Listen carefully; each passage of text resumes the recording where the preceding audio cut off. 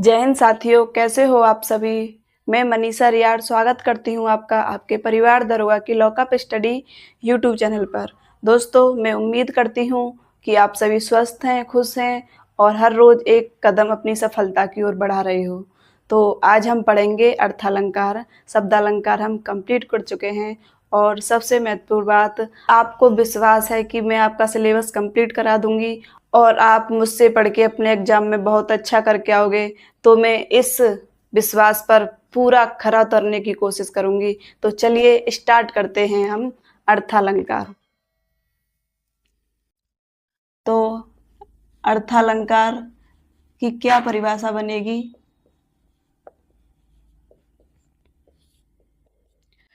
जहां शब्दों में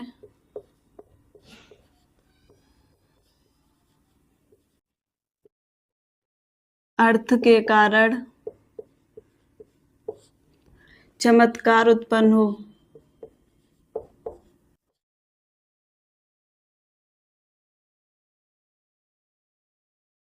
वहां क्या होता है? अर्थालंकार होता है। तो अर्थालंकार में हम सबसे पहले उपमा अलंकार पढ़ेंगे। क्या? उपमा अलंकार। उपमा अलंकार का अर्थ है तुलना। क्या है? तुलना। इसके 4 अंग हैं। कौन कौन से हैं? उपमेय, उपमान, वाचक शब्द और समान धर्म।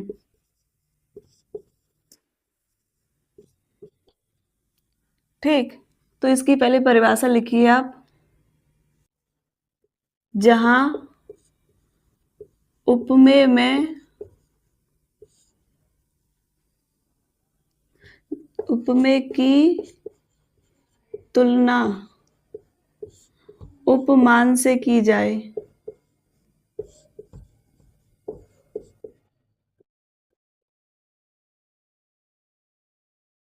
तो ये क्या है? उपमेय और उपमान क्या है, इन पर ध्यान दीजिएगा।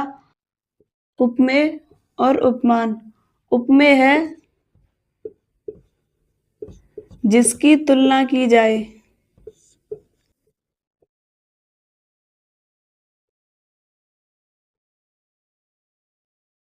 और उपमान है जिससे तुलना की जाए।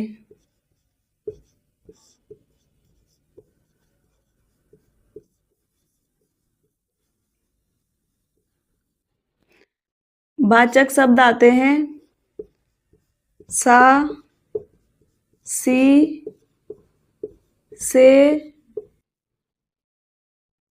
समान, सरिस और जैसे। ये वाचक शब्द हैं, ठीक है, यानी कि ये पहचान है किसकी? उपमा अलंकार की। इससे हम उपमा अलंकार को पहचानते हैं कि ये कौन सा अलंकार होगा। समान धर्म है जो गुण उपमेय और उपमान में समान हो। कैसे होगा? अभी तक आपके कुछ समझ नहीं आया होगा, अब समझ आएगा उदाहरण से।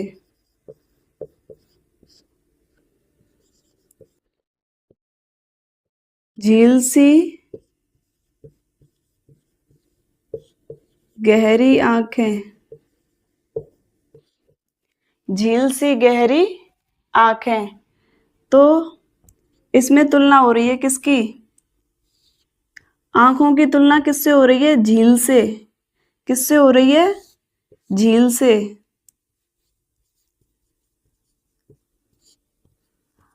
आंखों को झील जैसा बताया जा रहा है, तो इसमें आंखें क्या हैं? अब ऊपर देखिए, इसमें हमने क्या लिखा है? उपमेय। जिसकी तुलना की जाए, तो किसकी तुलना हो रही है? आंखों की। तो ये क्या हो जाएगा? उपमेय। और जिससे तुलना की जाए, किससे तुलना की जा रही है? झील से। तो झील क्या हो जाएगा? उपमान। आगे वाचक शब्द। वाचक शब्द क्या है? सा सी से। तो इसमें क्या आया है? सी। तो ये क्या हो जाएगा? वाचक शब्द।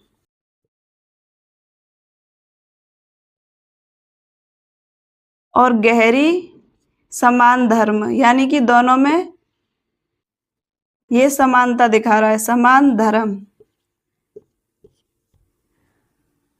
आया समझ में? और उदाहरण देखिए।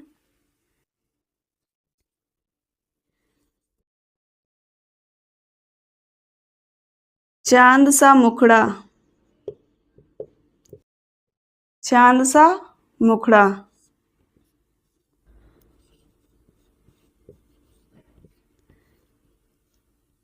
नील गगन सा।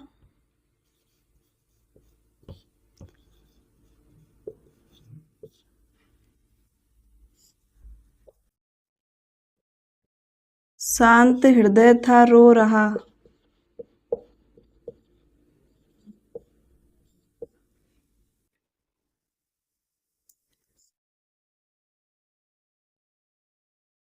पीपर पात सरिसमन डोला।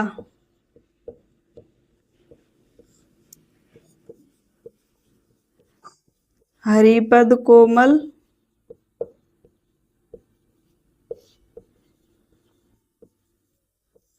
कमल से। तो ये सब किसके उदाहरण हैं? ये उपमा अलंकार के उदाहरण हैं। ये है नील गगन सा शांत हृदय था रो रहा, यानी कि नील गगन सा, नीले बादल जैसा क्या था? शांत हृदय। किसकी तुलना हो रही है? बादल की तुलना किससे हो रही है? शांत हृदय से हो रही है। शांत हृदय से बादल की तुलना हो रही है। पीपर पात सरिसवन डोला, हरिपद कोमल कमल से। इसमें क्या है? चरणों की तुलना किससे हो रही है? कमल से। समझ आ रहा है? आप ये लिख लीजिए, साफ करते हैं, फिर आगे और बताएंगे इसी के बारे में।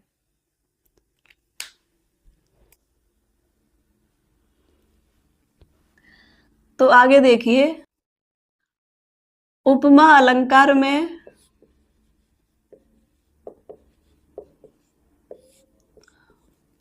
उपमा अलंकार में ही होता है, एक होता है पूर्णोपमा। पूर्णोपमा अलंकार। और एक होता है लुप्तोपमा अलंकार।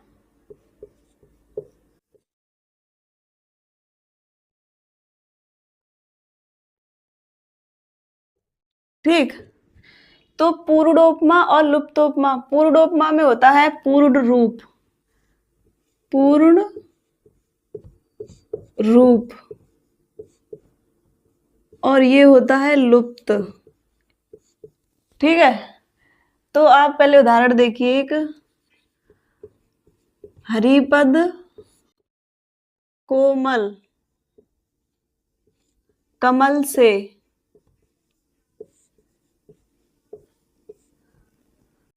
और दूसरा उदाहरण देखिए।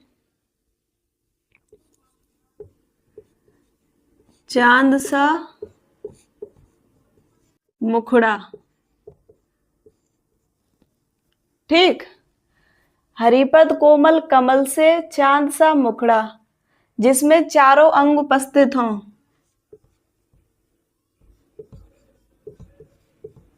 जिसमें चारों अंग उपस्थित हों।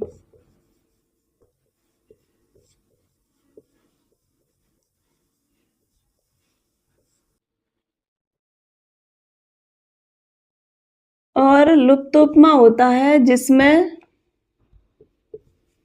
जिसमें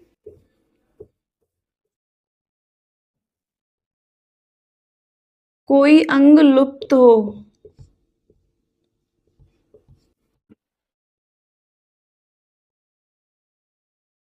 ठीक। अंग कौन कौन से थे उपमा अलंकार के? उप में 4 अंग थे। नोट्स बुक में देख लीजिए आप अपनी में। उप में उपमान, वाचक शब्द और समान धर्म।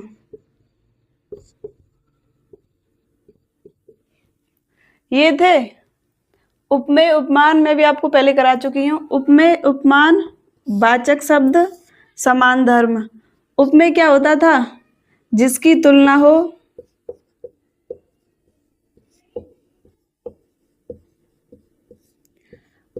उपमान जिससे तुलना।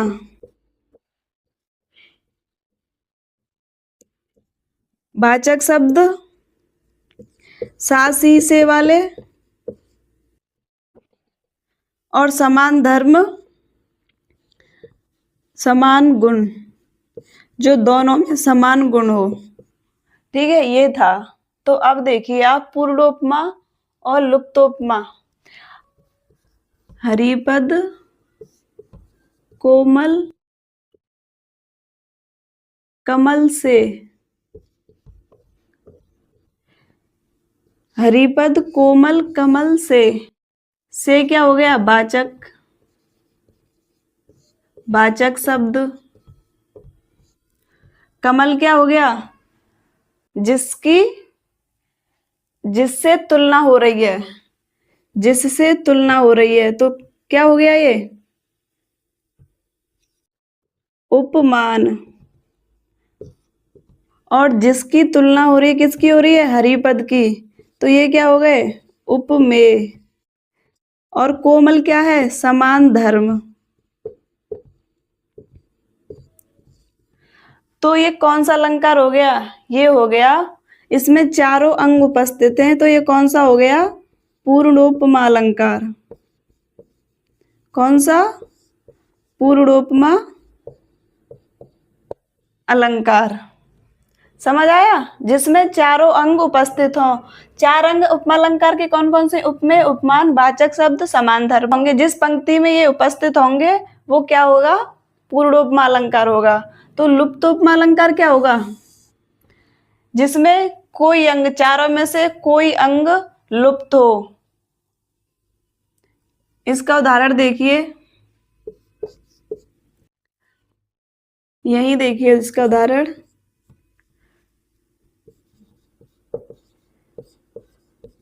चांद सा मुखड़ा। चांद सा मुखड़ा, तो किसकी तुलना हो रही है? मुख की तुलना हो रही है। किससे हो रही है? चांद से। तो ये क्या हो गया? मुख उपमेय, चांद उपमा, सा वाचक शब्द। उपमान, उपमेय और वाचक शब्द। तो यहाँ एक चीज लुप्त है। क्या लुप्त है यहाँ पे? समान धर्म। जो विशेषता बताता है वो लुप्त है। ठीक है, जैसे चांद सा मुखड़ा है, चांद सा सुंदर होता, चांद सा सुंदर मुखड़ा, तो वो क्या होता? समान धर्म हो जाता, और ये पूरा हो जाते तो क्या हो जाता? पूर्णोपमा। तो जिसमें कोई एक धर्म, जिसमें कोई एक अंग लुप्त हो, वो क्या होता है? लुप्तोपमा अलंकार। ऐसे ही एक अलंकार देखिए, एक होता है उपमेयोपमा।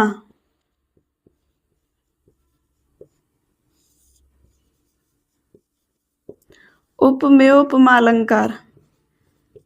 इसमें क्या होता है? इसमें होता है उपमेय को कभी उपमान बता दिया जाता है, और कभी उपमान को उपमेय।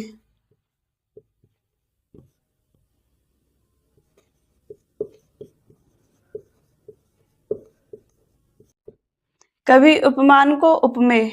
तो इसका उदाहरण देखिए, चांद मुख सा या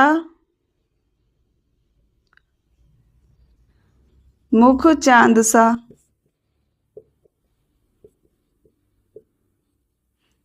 चांद मुख सा या मुख चांद सा। तो कभी चांद को मुख बता दिया, कभी मुख को चांद बता दिया, तो ये क्या होता है? उपमेय उपमा अलंकार। समझ आया आप सभी को? तो ये आप लिख लीजिए, फिर हम साफ करते हैं। अब डालिए रूपक अलंकार।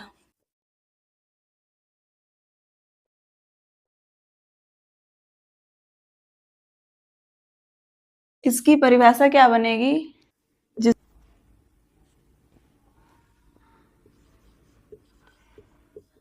जहां गुण की समानता के कारण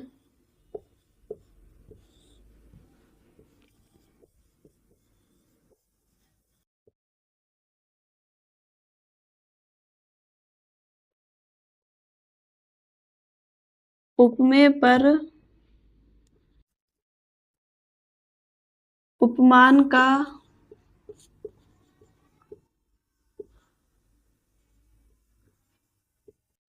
अभेद आरोप हो।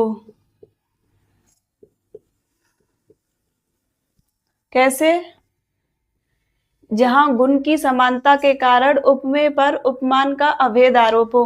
आपको उपमेय और उपमान का ध्यान रखना है कि उपमेय क्या होता है और उपमान क्या होता है। उपमेय क्या होता है? जिसकी तुलना की जाती है। उपमान क्या होता है? जिससे तुलना की जाती है। अब इनमें क्या कर रहे हैं कि इनमें समानता के कारण अभेद आरोप होता है। अब आगे उदाहरण से देखिए आप कैसे।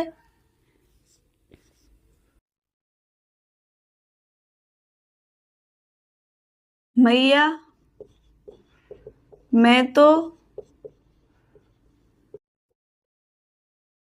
चंद्र खिलौना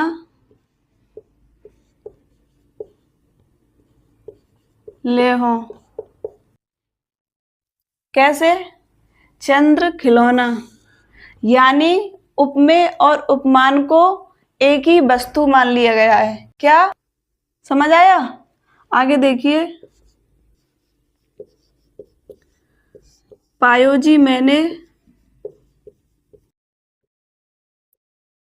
राम रतन धन पायो।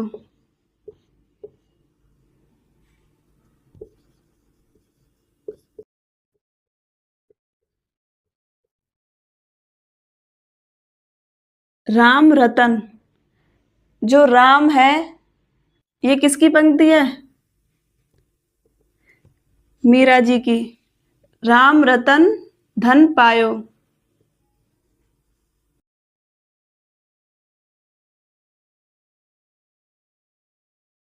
तो इसमें क्या है? इसमें राम को रतन मान लिया गया है। राम को रतन मान लिया गया है। राम क्या है? उपमान। रतन क्या है? उपमेय। दोनों में समानता के कारण उपमेय को ही उपमान मान लिया गया है। ठीक। तो मन सागर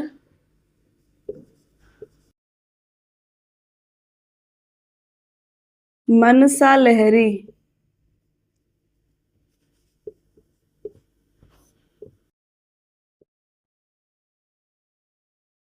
हरिपद कोमल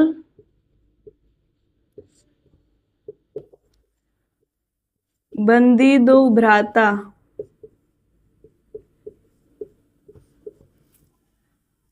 तो ये किसके उदाहरण है? रूपक अलंकार के उदाहरण। समझ आया आपको? एक बार फिर से समझ लीजिए। रूपक अलंकार, जहां गुण की समानता के कारण उपमेय पर उपमान का अभेद आरोप हो, यानी कि उपमेय को ही उपमान मान लिया जाए। उपमेय को ही उपमान मान लिया जाए। यहाँ लिख लो एक नोट करके।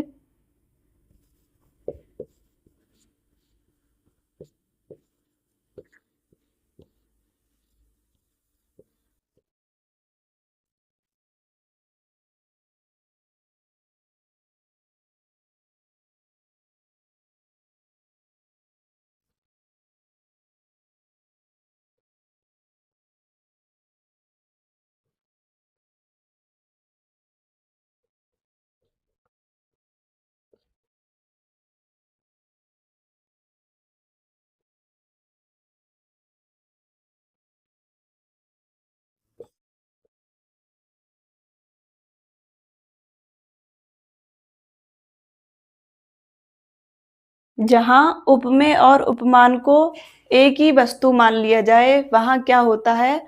रूपक अलंकार होता है। ठीक, अब आगे देखते हैं।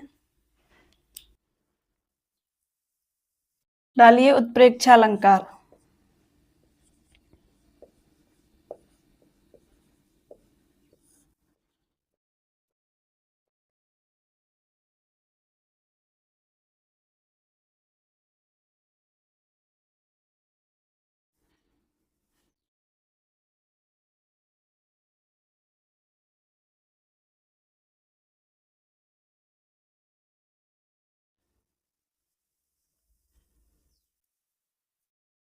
परिभाषा क्या है? जहां उपमेय में उपमान की समानता के कारण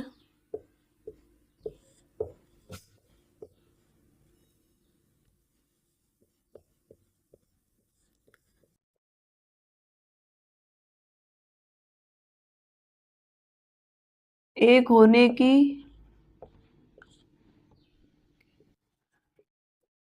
संभावना की जाए। क्या?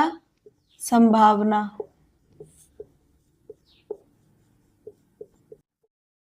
संभावना की जाए। जहां उपमेय में उपमान की समानता के कारण एक होने की संभावना की जाए। रूपक अलंकार में क्या था? अभेद आरोप था। यहाँ तो संभावना और कल्पना है, वहां पर क्या था? वहां पर सीधा मान लिया था। ठीक है, कोई संभावना नहीं, कोई कल्पना नहीं। तो इनके वाचक शब्द होते हैं जिससे हम रूपक अलंकार, जिससे हम उत्प्रेक्ष अलंकार को पहचानते हैं। इनके वाचक शब्द होते हैं जिससे हम उत्प्रेक्ष अलंकार को पहचानते हैं। कौन कौन से हैं? मनु, मानो, मनहु,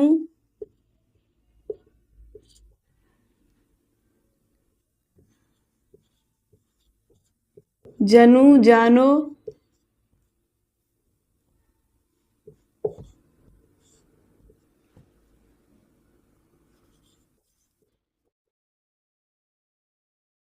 केंदो,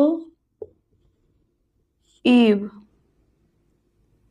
ठीक, ये क्या है? वाचक शब्द हैं जिससे अगर ये किसी पंक्ति में, वाक्य में होंगे तो हम क्या करें, पहचानेंगे कि ये उत्प्रेक्ष अलंकार है।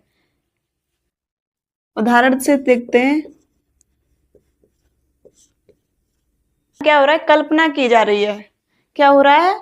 कल्पना की जा रही है। पीले वस्त्रों में सांवले रंग पर ऐसा लग रहा है जैसे कि नीले पर्वत पर धूप खिल उठी हो। और देखिए,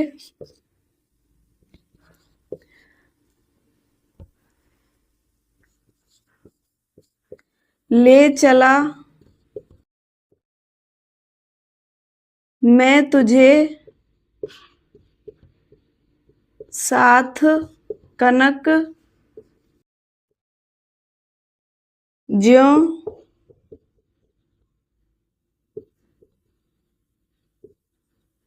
भिक्षुक लेकर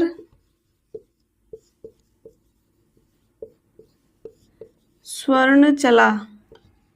इसमें क्या है? इसमें कोई व्यक्ति कह रहा है मैं तुझे साथ लेकर चला। कनक का एक मतलब होता है धतूरा, यानी कि मैं धतूरे को अपने साथ ऐसे लेकर चल रहा हूं जैसे किसी भिक्षुक को क्या मिला हो? सोना मिला हो और वो उसे लेकर जा रहा हो। तो यहाँ धतूरे को क्या मान लिया है? सोना मान लिया है। ठीक, तो क्या होता है उत्प्रेक्ष अलंकार में?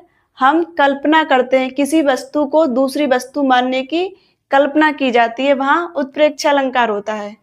समझ आया? अब डालिए संधेय अलंकार।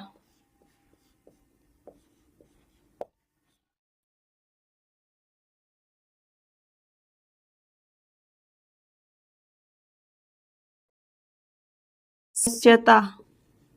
सादृश्यता क्या होती है? समानता, एक जैसी दिखने वाले।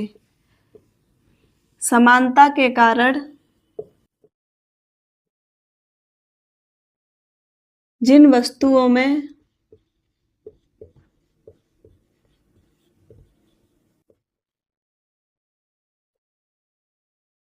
उपमेय और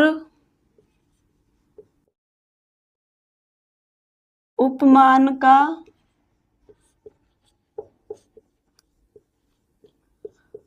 फर्क करना मुश्किल हो जाए।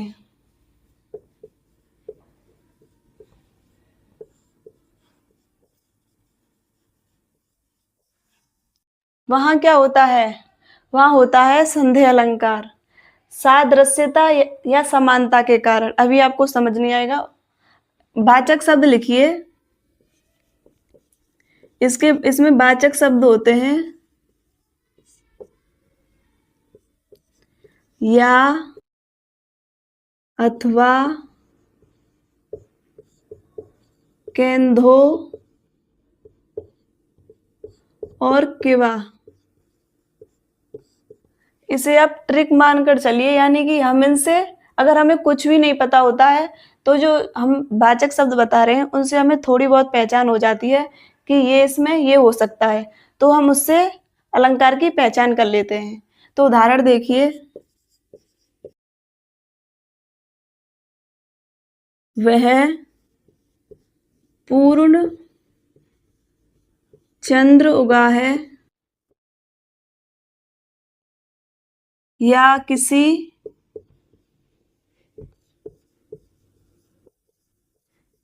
सुंदरी का मुखड़ा।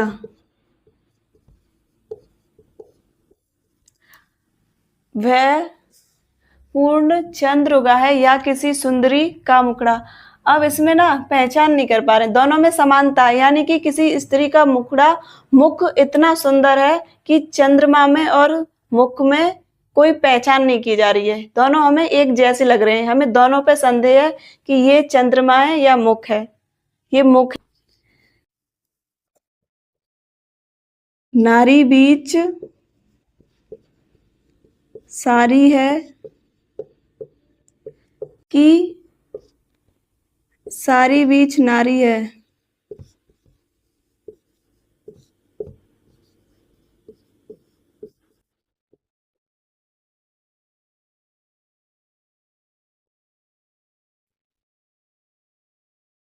यह काया है या शेष उसी की छाया। यह काया है या शेष उसी की छाया। क्षण भर में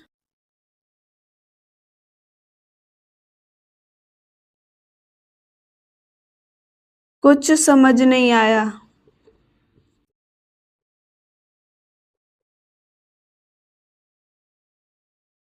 अब इसमें क्या था, जब लक्ष्मण जी 14 वर्ष वनवास में राम जी के साथ गए थे, उर्मिला जी को छोड़ गए थे, ठीक। तो जब वो वापस लौट के आए तो उर्मिला जी ने खान पीन सब छोड़ दिया था उनके ब्रह में। फिर क्या था, तो उन्होंने देखा कि उर्मिला को एकदम दुबली पतली हो गई है और वो एक पल भर के लिए पहचान ही नहीं पाए कि ये उर्मिला है। यह काया है या शेष उसी की छाया। ये उर्मिला है या उसकी छाया है। समझ आया? उम्मीद करती हूँ आपको समझ आ रहा होगा। अब डालिए भ्रांतिमान अलंकार।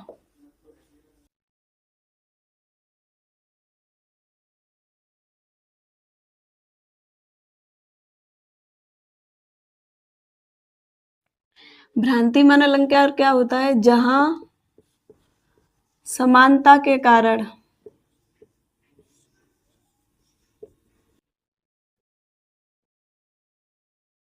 उपमेय, ये ध्यान रखना, इन पे ध्यान देना, इनके पता हो जाना चाहिए आपको कि उपमेय क्या होता है और उपमान क्या होता है। उपमेय और उपमान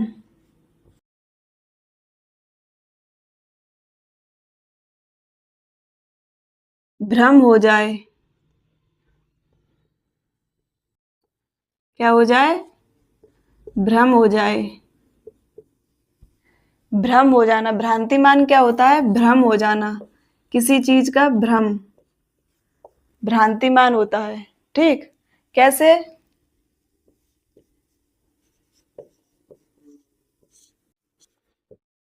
ओस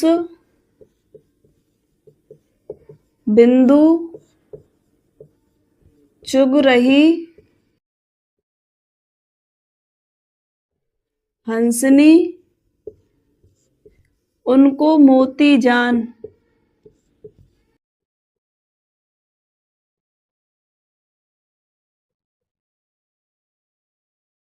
ओस बिंदु चुग रही हंसनी उनको मोती जान। भ्रम। अब देखिए भ्रम। हंसनी क्या चुग रही है? ओस की बूंदें चुग रही है। क्या समझ के? मोती समझ के। एक जैस थोड़ा भ्रम होना, यानी कि ओस बिंदु क्या होते हैं? एकदम चमकते हैं, धूप में चमकते हैं। हंसनी ने समझा कि वो मोती है, तो हंसनी क्या कर रही है? ओस के बिंदुओं को, ओस की बूंदों को चुग रही है। ठीक है, ऐसे समझिए आप। अब आएगा आपकी समझ में कि आपका दोस्त है, आपका दोस्त है अनिल। ठीक है, तो अनिल भी काला है और आप भी काले हो। तो क्या है कि आपकी जो गर्लफ्रेंड है वो अनिल के साथ घूम रही है। क्या समझ के? कि आपको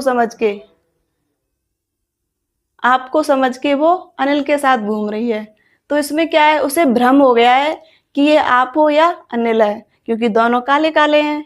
तो ऐसे ही भ्रांतिमान अलंकार होता है। आगे देखिए और उदाहरण देखिए। ये तो मजाक के तौर पर था, आगे और उदाहरण देखिए। जानी श्याम घनश्याम को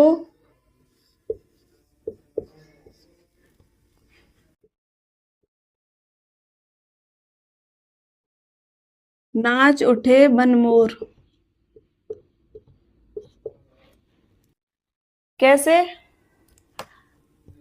मोर, घनश्याम, काले बादल, श्याम, कृष्ण भगवान को देखकर उन्होंने समझा कि काले बादल हैं, तो काले बादलों को देखकर मोर नाचते हैं। तो मोर नाच उठे कि बादल बरसने वाले हैं। और देखते हैं। नाक का मोती अधर की कांति से।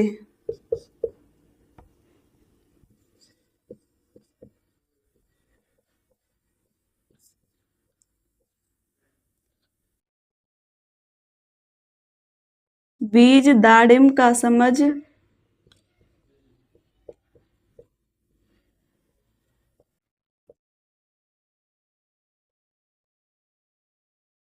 भ्रांति से। इसमें क्या है? नाक का मोती, नाक में मोती है, और अधर की कांति यानी कि होठों की लालिमा, लालिमा की इतनी चमक है कि तोते ने क्या समझा है? दोनों को क्या समझा है? अनार का दाना। नाक का। और देखिए, पाए महावर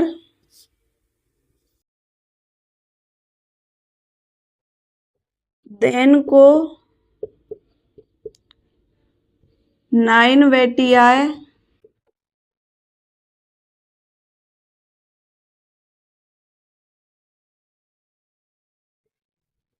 पुनि पुनि महावर जान के।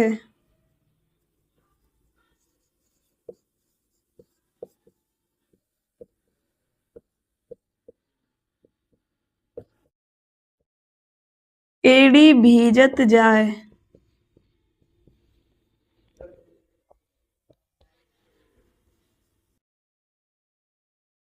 ठीक, कोई नायन है, वो किसी स्त्री को महावर देने आई है। महावर आप समझते हो? लाल रंग जो पैरों पे लगाती हैं स्त्रियां, उसे देने आई है नायन। तो उस स्त्री के पैर इतने सुंदर हैं, एकदम लाल हो रखे हैं सुंदरता के कारण। तो नायन समझ रही है कि इसके पैरों पे महावर लगी है और दोबारा उसे महावर लगानी है। तो वो क्या समझ रही है वो बार बार उसे धुल रही है, बार बार धुल रही है। किसको? पैरों को। तो उम्मीद करती हूँ आपके समझ आया होगा। Thank you. मैं उम्मीद करती हूँ कि मैं आपको समझा पा रही हूँ। मैं अपनी पूरी कोशिश कर रही हूँ आपको समझाने के लिए, और मुझे विश्वास है कि आप समझ भी रहे होंगे। तो अगर आपको क्लास अच्छी लगी हो तो वीडियो को लाइक करें, शेयर करें, कमेंट करें और चैनल को सब्सक्राइब ज़रूर कर लें।